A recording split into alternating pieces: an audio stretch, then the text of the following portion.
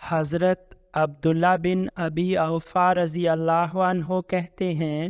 کہ رسول اللہ صلی اللہ علیہ وسلم نے فرمایا، جسے اللہ تعالیٰ سے کوئی ضرورت ہو یا بنی آدم میں سے کسی سے کوئی کام ہو تو پہلے وہ اچھی طرح وضو کرے، پھر 2 رکعتیں ادا کرے، پھر اللہ کی حمد و ثنا بیان کرے اور نبی اکرم صلی اللہ علیہ وسلم پر صلات، درود و سلام بھیجے، پھر یہ دعا کرے: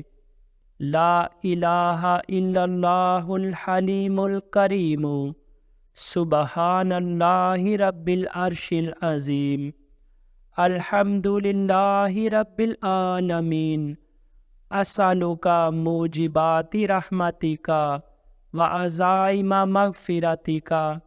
والغنیمۃ من کل بر والسلامۃ من کل اثم، لا تدع لی ذنبا الا غفرتہ ولا ہما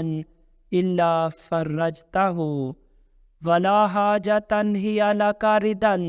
الا قضیتہا یا ارحم الراحمین۔ اللہ کے سوا کوئی معبود برحق نہیں، وہ حلیم ہے، کریم ہے، پاک ہے۔ اللہ جو عرش عظیم کا رب ہے، تمام تعریفیں اللہ کے لیے ہیں جو رب العالمین ہے۔ میں تجھ سے تیری رحمت کو واجب کرنے والی چیزوں کا اور تیری بخشش کے یقینی ہونے کا سوال کرتا ہوں، اور ہر نیکی میں سے حصہ پانے کا اور ہر گناہ سے سلامتی کا سوال کرتا ہوں۔ اے ارحم الراحمین، تو میرا کوئی گناہ باقی نہ چھوڑ مگر تو اسے بخش دے، اور نہ کوئی غم چھوڑ مگر تو اسے دور فرما دے، اور نہ کوئی ایسی ضرورت چھوڑ